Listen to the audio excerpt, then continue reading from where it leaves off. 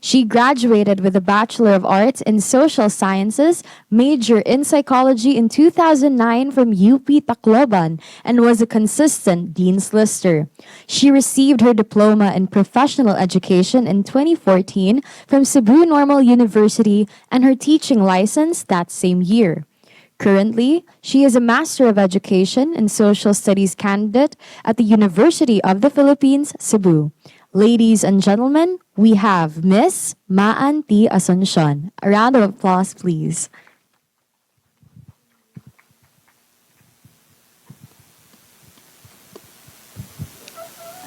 Good afternoon and thank you. So this is a rather direct and short teaching module regarding Puto and Sikwate.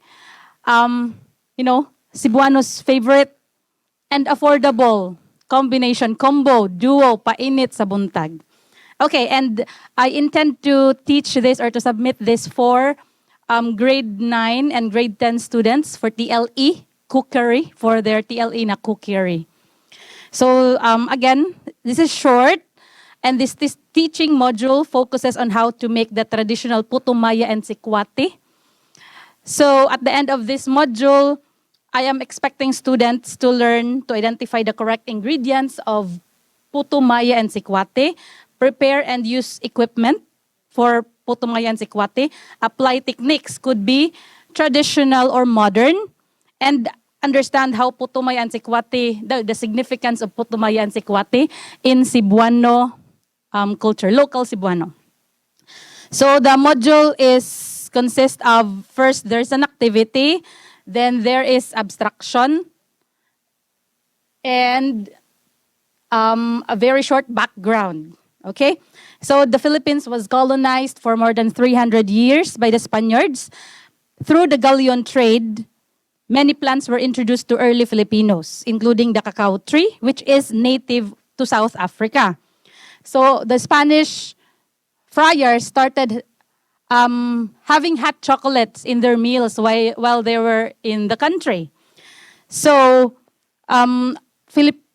Filipino farmers, nakakita man sila no nga na ay hot chocolate ang mga friars, they started cultivating it and nag-spread na siya sa tibuok country. You know, it started Visayas, then nag-spread na siya. And during that time, Spanish cacao farms were closely watched by priests, and actually they even stereotype the way it should be consumed. According to existing literature, when a visitor is worthy, he or she is served with chocolate. However, naa sila internal labeling. The friars had internal labeling for chocolate. So that's chocolate espresso type. Murag mo siya ang concentrated, smooth,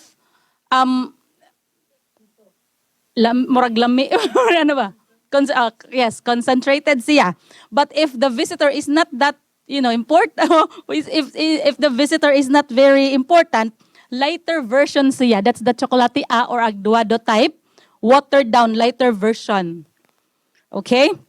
So again, cacao trees grow well in the regions of Bicol, Samar, Cebu, and Davao. And even ang balay sa akong lolo and lola sa Samar, kay naami cacao tree before, but naputol na.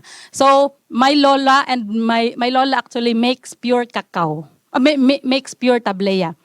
So when the cacao fruit is harvested, gikakaon na mo ang white part sa seeds. So ang mahibilin ang seeds. Ang seeds, ginahugasan, gina-dry.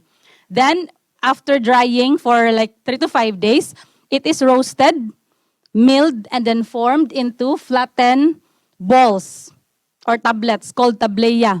According to literature again, kay naa may confusion. Tableya could refer to the food's shape, kay mura siyang tablet, but the other literature would say na it could have been derived from the Spanish word tablur, which means rolling and dividing, which is how the balls are formed. And the tableya can be stored in jar for later use. Actually, months pa. Dugay kayo na siya. I think naagani mi sa ref karon, no?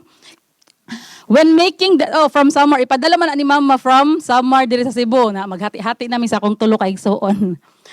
When making the traditional sikwate, the tableya is boiled with water using a baterol, whipped and whisked to make it into a frothier and smoother drink.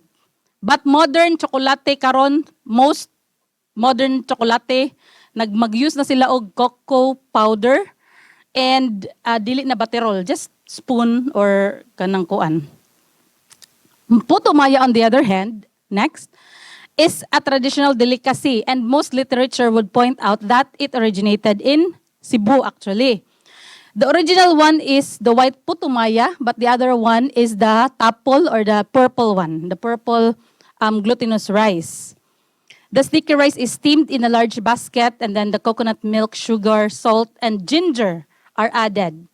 Modern versions steam it longer for smoother texture, then wrapped in banana leaves, triangular shape, very common sa atuang tanano, served with sikwate in the early dawn or cold morning in the carbon market. The Cebuano populace is sure to be energized and tummy-filled with this delicious duo. So, we all know that carbon market is the largest market in Cebu City. It is very common for everyone to have this duo, this combination, since I don't know with the millennials now, no, but my mother-in-law, mga medyo tigulang ng mga Cebuano, mauna lang atuon sa carbon market. So ang iyang significance sa local Cebuanos is that Puto Maya and Sikwate are helpful for common Cebuano buyers and sellers, both sa Mamaligyaay and Mamalitay as early as 2 in the morning, because carbo-loaded man siya. So, it gets them up and running for the day. Especially nga bugat kayo mga palitunon o mga baligya sa carbon market. Mao siyang significance. And then, the module has the recreation part or pagsasabuhay part. So, how to make the Puto Maya and Sikwate. So, let me just run through this one. Puto Maya, a simple sticky rice treat. This is a smaller portioning for the ingredients, no? 2 cups glutinous rice, white or tapol is your choice. 2 thumb-sized ginger peeled and grated to get the fresh juice. 2 cups coconut milk, 1/2 cup sugar, and 1 teaspoon of salt and water. And then, of course, the banana leaves. So traditionally, of course, we have to wash the sticky rice to remove impurities. We wait until the water is clear. And then, much better if we soak it overnight. But para sa mga nagmamadali, kay usually buntag naman na i-prepare, pwede ra sa dili siya ma-overnight. Then you drain it. They steam the sticky rice until half done or nearly cooked. Nearly cooked lang sa siya, kay later on, I will discuss this one here. In a bowl, separate bowl, you mix the coconut milk, sugar, salt, and the fresh ginger juice. Then you mix this liquid mixture into the half-done sticky rice. So this is the reason why half-done lang sa siya. It's because makook pa man siya with the mixture, with the coconut mixture. Then continue to steam for 20 to 30 minutes or until the liquid is absorbed and the rice is fully cooked. Finally, we pack it in banana leaves and served with hot sikwate or ang uban dili na ang uban butangan toppings nga sugar, muscovado sugar. Others, kay naaman laing-laing version na no. Others would cook the rice in a wok and then i-combine na niya daan ang milk, coconut milk, ginger juice, sugar, and salt until all ingredients are mixed and dissolved. Then, that's the time that they transfer it to a steamer to cook.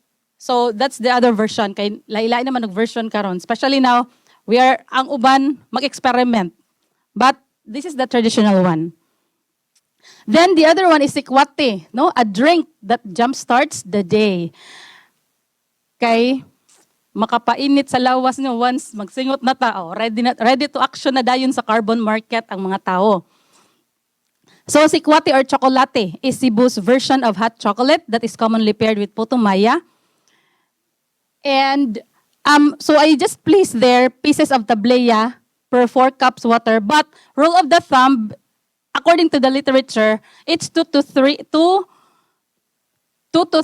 tablets per cup of water, rule of the thumb. But again, it would depend on our taste. Kung mas gananta nga, medyo concentrated, then we put 3 tablets per cup of water.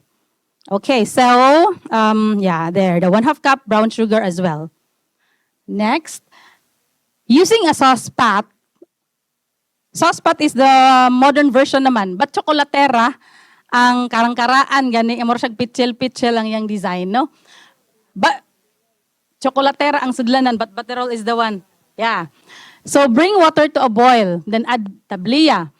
Cook for about 5 minutes while stirring occasionally and add sugar.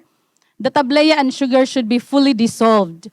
Use butterol if available so that it will give a silky and smoother texture to your chocolate or to your sikwate. Pour into a cup and serve hot and enjoy it with puto maya. So, our tablilla is the purest form of chocolate because there's no additives to it. Direct yun siya from the seeds of the cacao, roasted and milled and then formed into tablets, put into a jar and then given to friends and relatives sa mga lagyo na lugar. But the essence of puto and sikwate in the local Cebu culture is to jumpstart everybody's day. Yes, to pampainit jud siya sa atong mga maagang gumigising sa umaga as early as 2 a.m., 12 to 2 a.m. para mag-start na sa atong paghahanap buhay ingon pa. And so this is just a very simple teaching module for Puto and Sikwate intended for TLE cookery. And that's my report. Thank you.